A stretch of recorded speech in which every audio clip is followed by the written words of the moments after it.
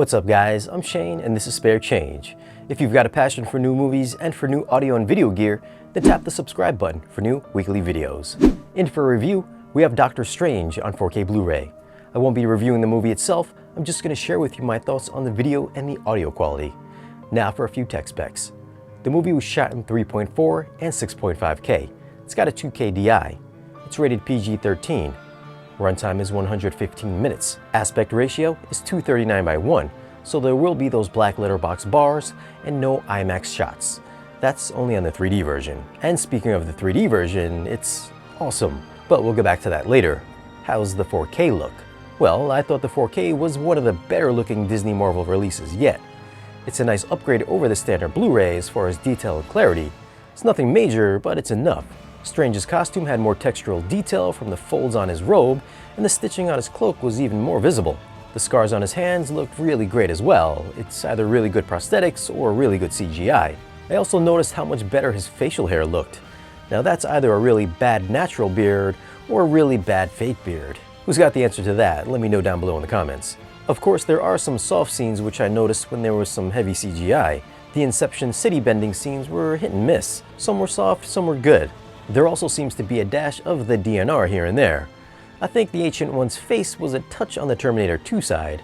It's not as bad as Terminator 2 or even Thor, but there's some noticeable spots. I think if you're watching on a smaller screen, it might not be all that bad. Where things really depart from the regular Blu-ray is the color palette. It looks better here because now we have HDR. The overall look is a little more richer and natural. Where things get HDR demo worthy would be in Chapter 15 when they're in Hong Kong. Here you get vivid neon street signs and bright flashy streetlights. When Strange meets up with Dormammu, your display should get bathed in psychedelic colors. Greens, blues, reds, purples all pop off the screen, and all these shots are enhanced by some great contrasty black levels.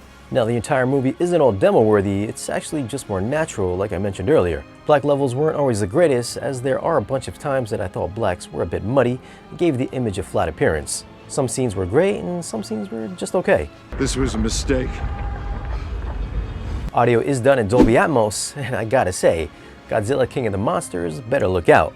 Doctor Strange is gonna take the crown on this one. Nah, I'm just kidding. It's a Marvel movie, come on.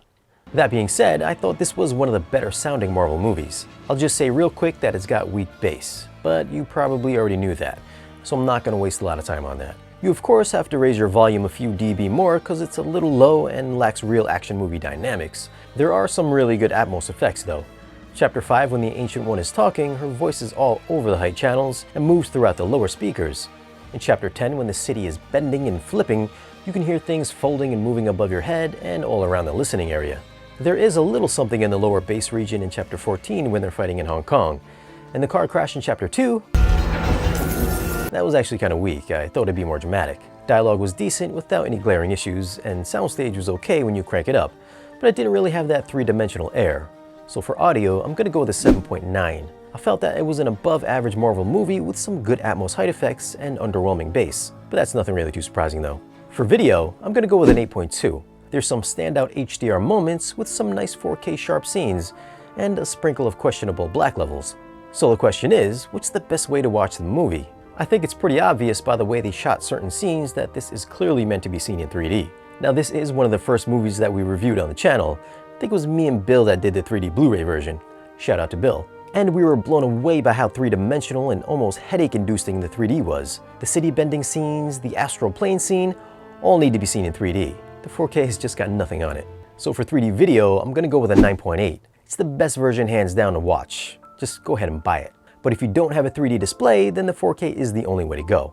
Now I think it's time to remix the 3D Blu-ray and the Atmos audio. That'd be the perfect combination.